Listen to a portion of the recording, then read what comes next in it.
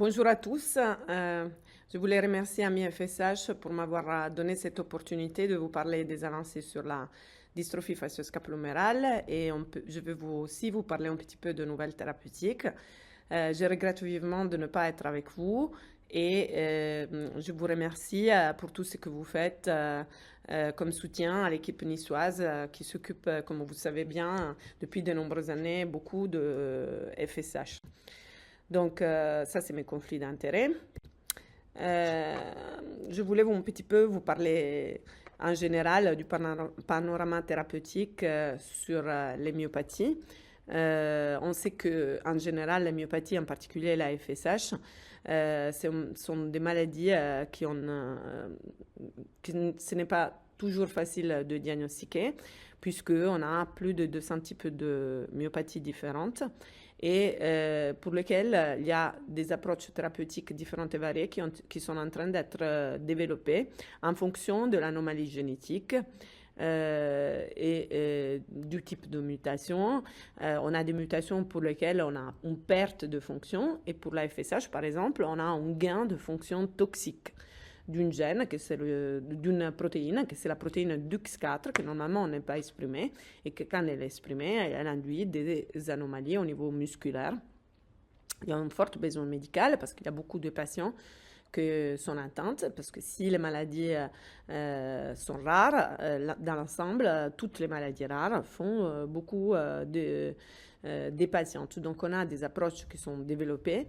La plupart des approches sont ciblées sur l'anomalie génétique, mais on voit qu'on a aussi des approches plus généralistes qui servent à améliorer, par exemple, la régénération musculaire, réduire l'inflammation, etc.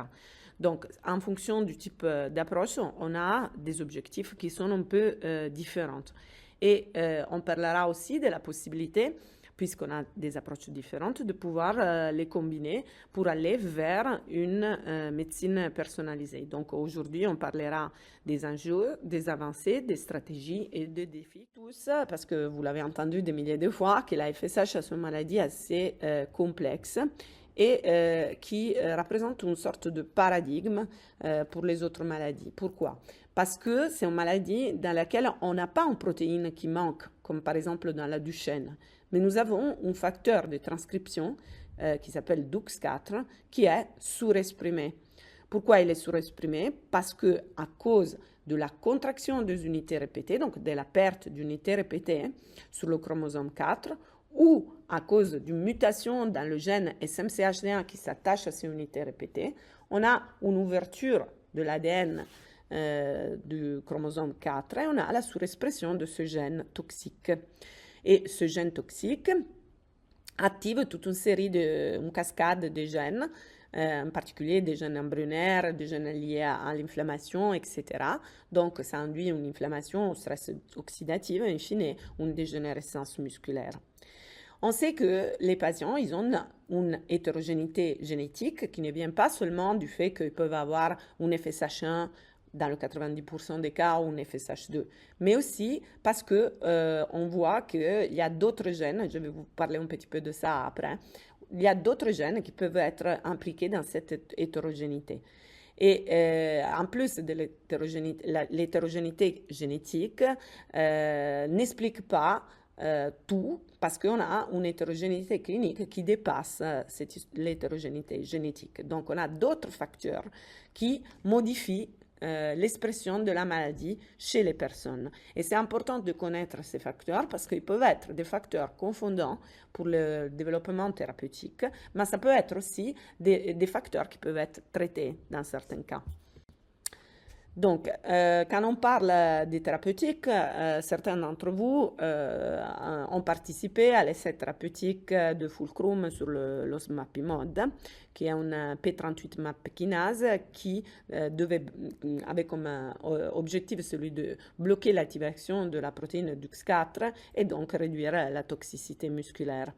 Dans la phase 2, l'étude REDUX, qui était conduite sur 80 patients, on avait eu un critère principal qui était négatif parce que c'était basé sur la détection de la inhibition de DUX4 sur la biopsie musculaire et des critères secondaires, donc notamment le Reachable Workspace, qui est une mesure de la capacité à rejoindre avec les bras l'espace autour de vous, et l'IRM musculaire et des autres indicateurs de qualité de vie des patients qui étaient positifs.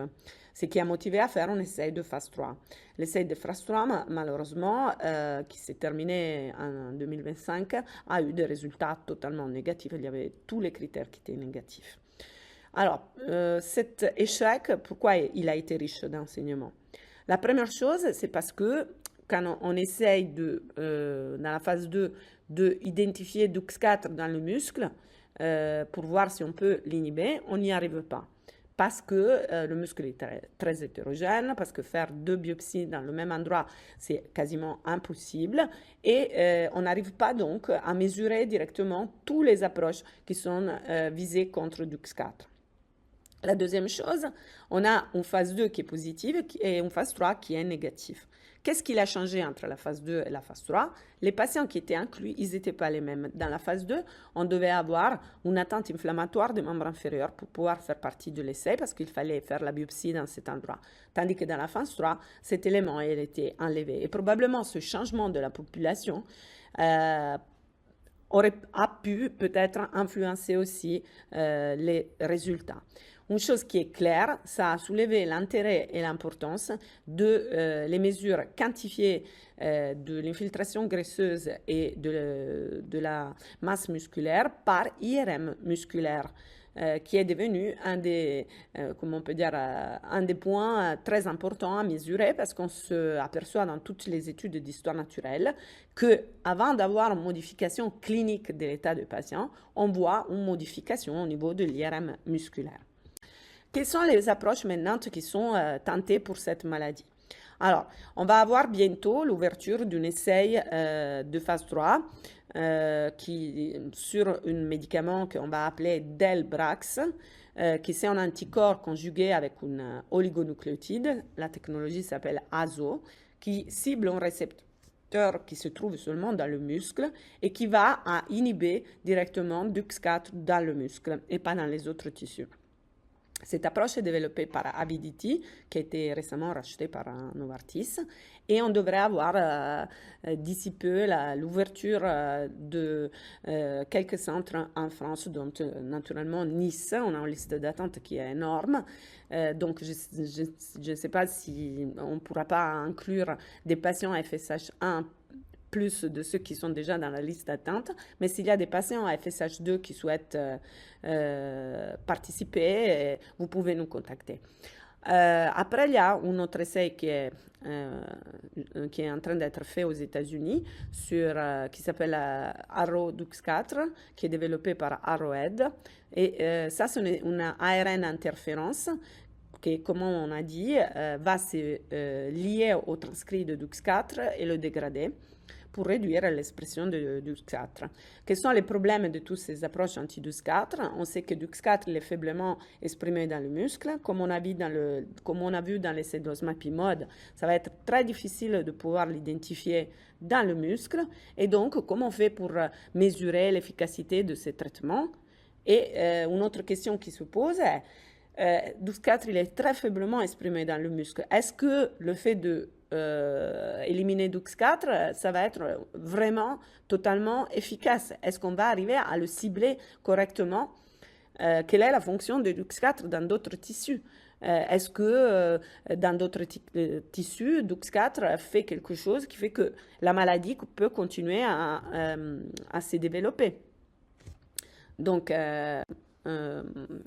il y a d'autres approches qui sont aussi développées, qui sont des approches plus généraux. Alors, un qui va venir aussi, qui va arriver bientôt, un essai qui va arriver, c'est un anticorps qui cible la myostatine. Alors, la myostatine, c'est une protéine qui, dans le muscle, inhibe la régénérescence musculaire. Donc, si on détruit la myostatine, on doit avoir une augmentation de la réserve musculaire et de la régénérescence musculaire, et donc un ralentissement du déclin fonctionnel, une amélioration de la performance. Il y a eu beaucoup d'essais anti-myostatine, dont un très récent qui s'appelle Emugromab, qui était un essai de Roche, phase 2, qui ciblait les FSH1 et FSH2 ambulatoires pendant 52 semaines de traitement et qui basait ses indicateurs sur l'IRM musculaire, qui était un essai qui était négatif. En gros, l'antimyostatine augmente le volume du muscle, mais il n'y a pas beaucoup d'efficacité sur la force. Ce nouveau médicament, l'apitegromab, qui a montré des résultats très positifs pour les patients atteints d'amyotrophie spinale, è un anticorps un peu différent par rapport à l'emugromab. C'est un antimyostatine qui cible la forme lente de myostatine. Donc, il y a cette boîte qui s'appelle Scholar Rock qui a des espoirs pour voir si, en plus de la masse musculaire, on peut aussi développer la force. Donc, après, comme beaucoup de vous connaissent, l'approche qui a été développée grâce aussi à l'aide de AMI-FSH, c'est le programme Condri de supplémentation en antioxydants personnalisés. Ça, c'est les résultats d'une étude en phase ouverte sur 20 patients qui montre qu'il y a une amélioration clinique avec une augmentation de la force du quadriceps, de l'endurance musculaire et de la qualité de vie, ainsi qu'une réduction des marqueurs du stress oxydatif. La limite de cette étude est une étude qui n'est pas en double aveugle, c'est une étude en ouvert qui a été faite dans un seul centre monocentrique et sur un faible effectif. Mais cette approche antioxydante, ça fait des années qu'elle est donnée à des patients et il y a beaucoup de patients qui considèrent que ces antioxydants les améliorent. Donc, le rationnel de cette approche, c'est le fait que le DUX4 induit une dysfonction mitochondriale et donc un stress oxydatif, que ce stress oxydatif peut aggraver l'inflammation musculaire et la dégénérescence musculaire, induisant une faiblesse musculaire progressive. La supplémentation se base sur plusieurs principes, la vitamine C, la vitamine E, le zinc, le sélénium. Ils sont mesurés, le niveau d'antioxydants est mesuré dans le sang et puis les médicaments sont prescrits de manière ciblée pour pouvoir permettre aux patients d'avoir une thérapie vraiment personnalisée. Et pas la supplémentation d'antioxydants non personnalisés peut aussi avoir un effet délétère sur la fonction musculaire plus que positive.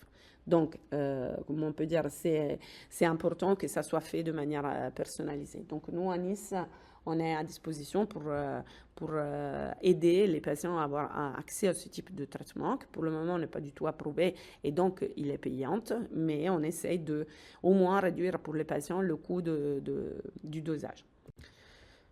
Une autre approche thérapeutique qu'on a particulièrement développée à Nice, grâce aussi à l'aide des amis FSH, c'est l'approche de cibler l'inflammation.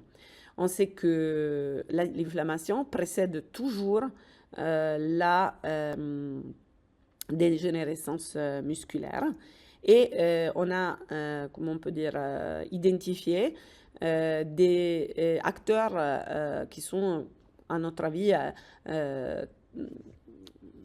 centraux dans le maintien de cette inflammation chronique qui fait que le muscle après il se dégrade.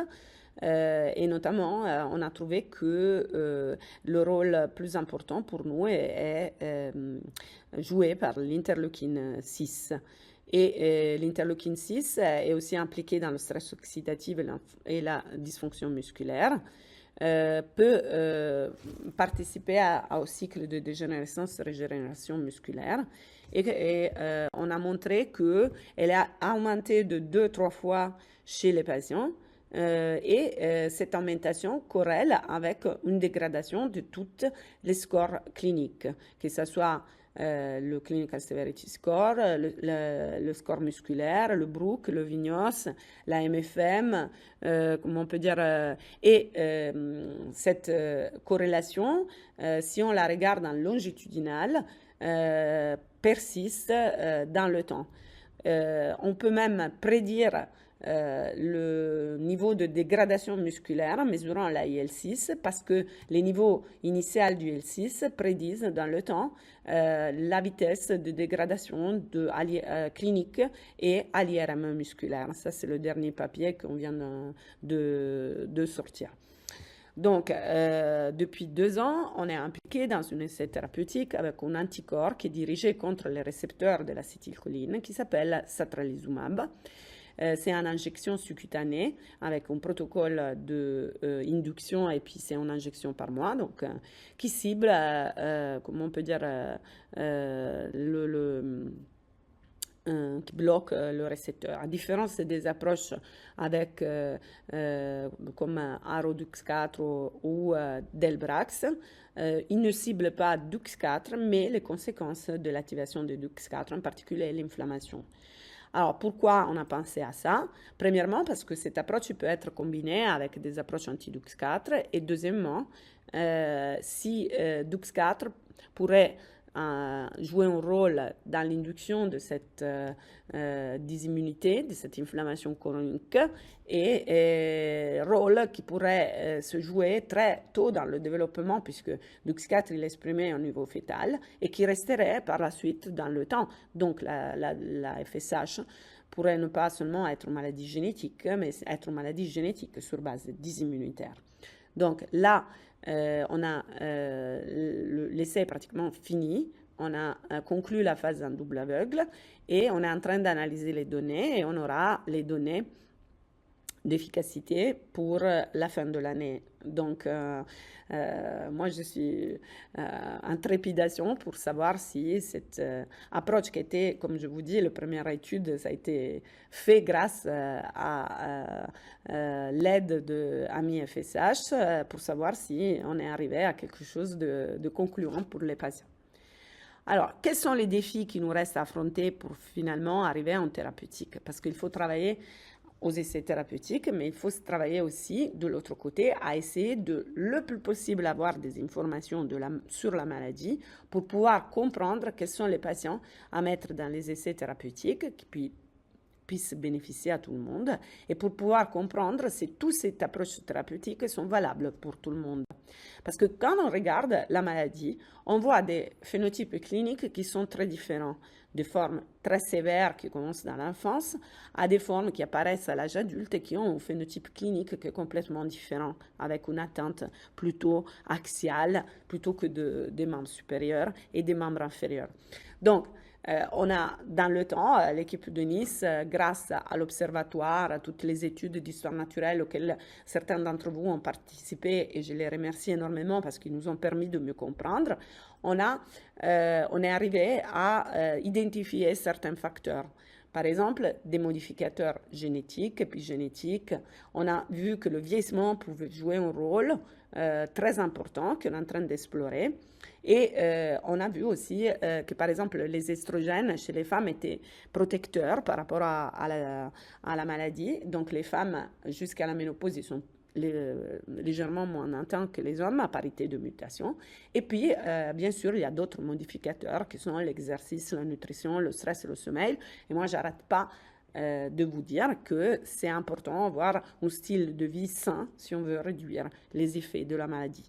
Rappelez-vous que les Japonais, ils ont une maladie beaucoup plus faible que la nôtre en Europe parce qu'ils ont des styles de vie plus sains au niveau de la nourriture et au niveau, comment on peut dire, des activités physiques.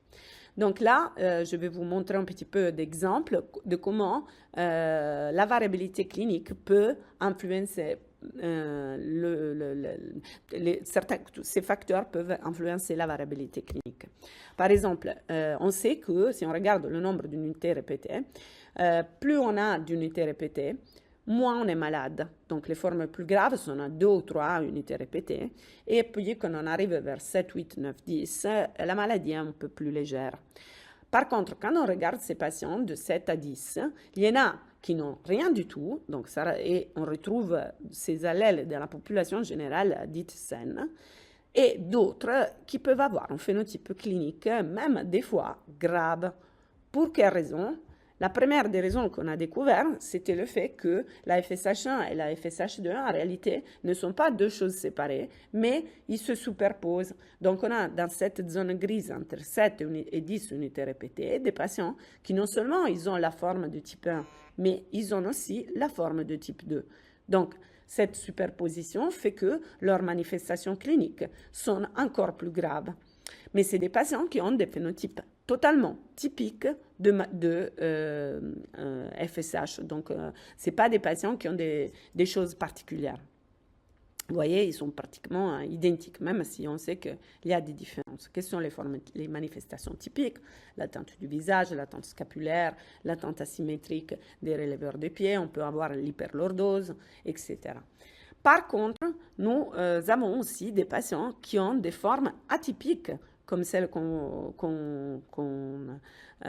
on sait qu'il y a énormément d'articles qui montrent qu'il y a des formes atypiques.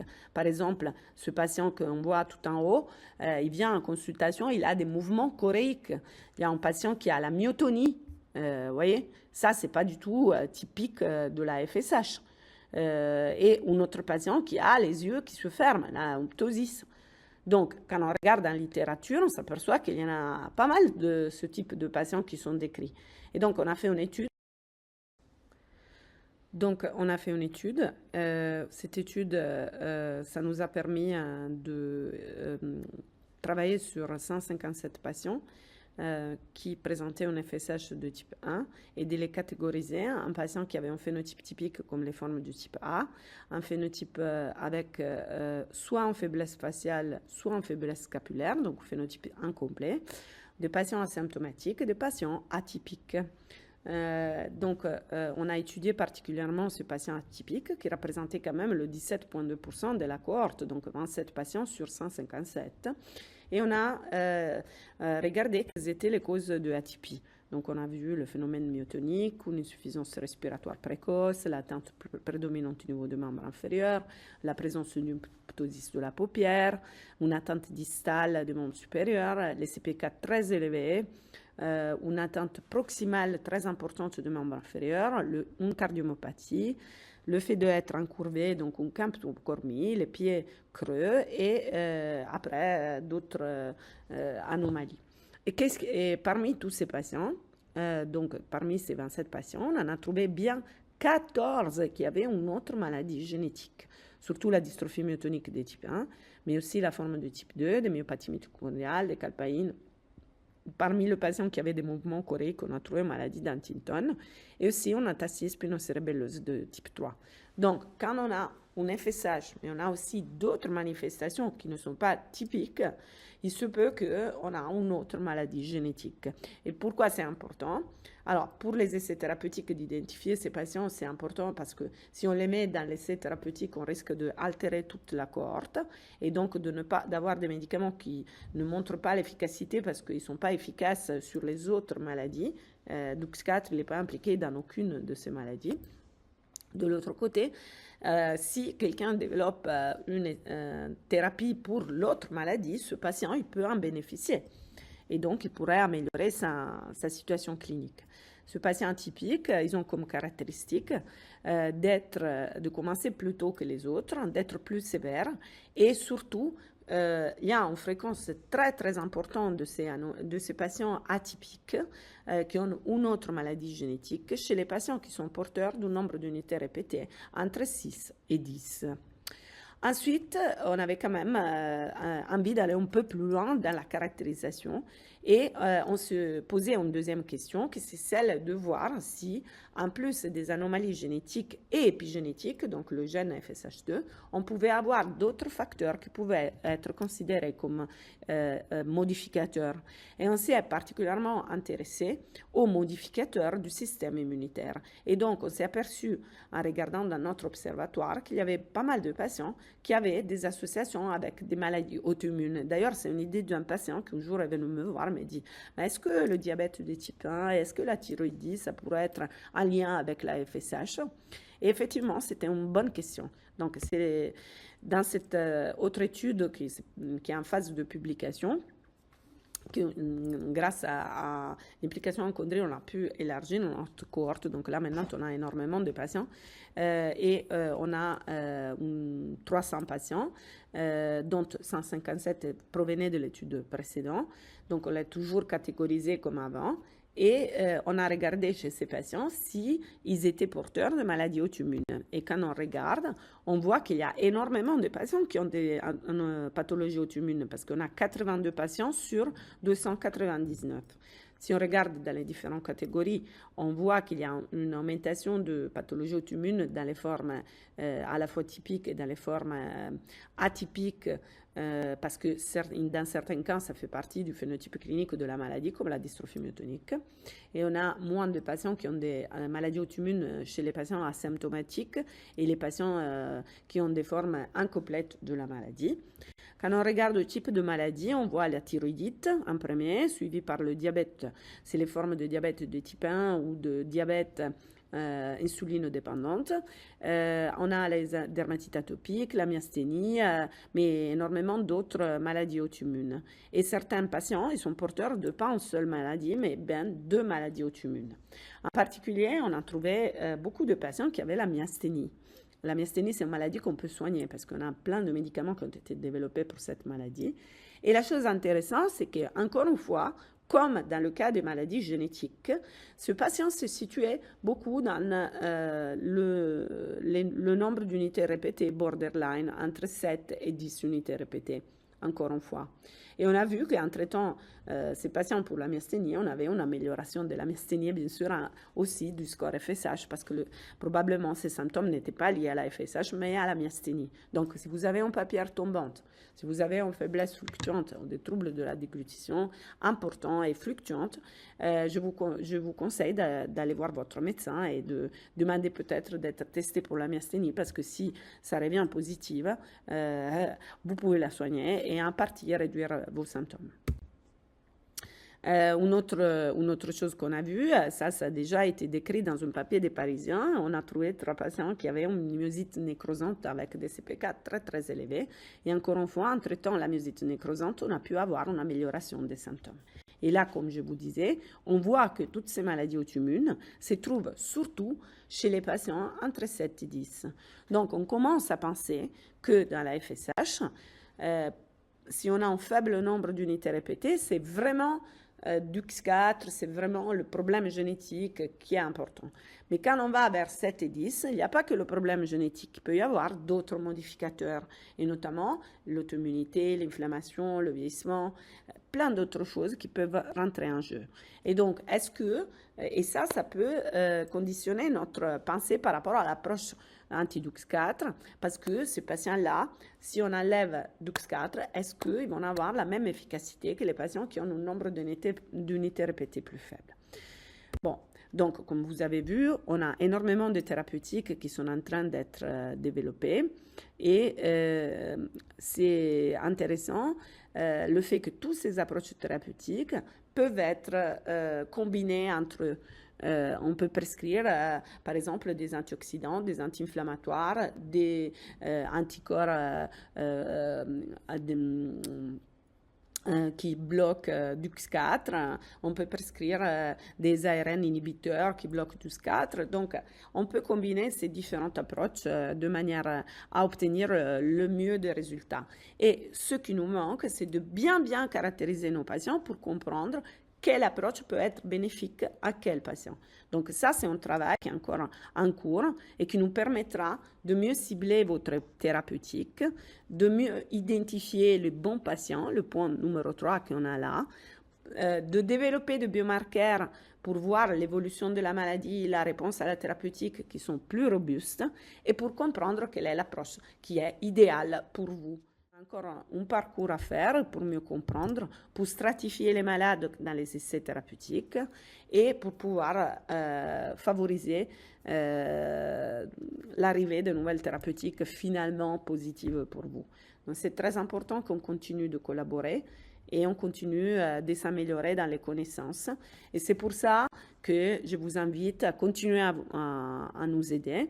Grâce à la participation à l'Observatoire national français pour les dystrophies musculaires, on est arrivé à presque 1500 patients grâce à vous. Vous savez que Benoît Sanson, c'est notre chef de projet sur ce projet. Il est à votre disposition. Je vous laisse son mail. C'est très facile. Vous vous connectez sur le site www.fshd.fr. Vous suivez les instructions. C'est très, très simple de participer. Vous pouvez le faire grâce aux auto-questionnaires si vous ne l'avez pas fait. Dans l'observatoire, vous recevrez aussi des informations sur les nouveautés qu'on a découvertes, aussi si vous êtes incluable dans une essai thérapeutique. J'invite tous les patients FSH2 à se manifester pour qu'on puisse les inclure dans cet essai européen Insight, parce qu'on a vraiment besoin de comprendre la FSH2 qui demeure beaucoup plus inconnue que la forme de type 1. Donc, pareil, vous pouvez contacter Manuela Gambella, ça c'est son adresse. Et grâce à l'aide, le soutien, encore une fois, de Amis FSH, on va bientôt commencer un essai sur les formes pédiatriques, donc de 6 à 17 ans. Ça commencera en septembre parce que ça a été une longueur administrative française, vous la connaissez, mais on arrive vers la fin. Et vous pouvez vous adresser toujours à Manuela si vous avez des enfants que vous souhaitez venir à Nice pour les inclure. Malheureusement, ce sera un essai monocentrique, mais on compte sur vous et on essaiera de vous aider le plus possible pour qu'on puisse inclure ces fameux 30 enfants.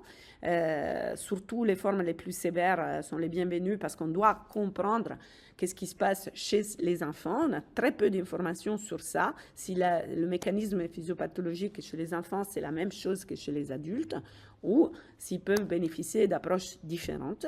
Et finalement, on a Chondri, toujours la supplémentation, vous connaissez. Dans ces cas-là, il faut s'adresser à notre infirmière coordinatrice qui s'appelle Buonamico Anna. Donc, c'est buonamico.a@chu-nice.fr. Je vous préviens, il y a des délais d'attente parce qu'on a la moitié de la France qui arrive et on a beaucoup de patients étrangers aussi. Nous, on fait de notre mieux pour vous aider à que vous puissiez avoir cette supplémentation. Donc, soyez patients et contactez-nous. Et bien voilà, et je finis en remerciant toutes les associations des patients parce qu'ils sont d'une aide vraiment incroyable, à la fois au niveau national et au niveau international, pour qu'on puisse avancer. On remercie encore une fois de la part de toute l'équipe du soutien continu qu'on a eu au cours des années de Amis FSH, qui nous a permis de faire toutes ces belles études et d'avancer énormément sur la maladie. Et je vous souhaite un très bon week-end des patients. L'année prochaine, je vous promets, j'essaierai d'être là, peut-être avec de bonnes nouvelles sur les essais thérapeutiques. Et je remercie Sylvie, Vincent, Pierre pour toute leur implication dans cette maladie. Et je vous dis à très bientôt. Au revoir.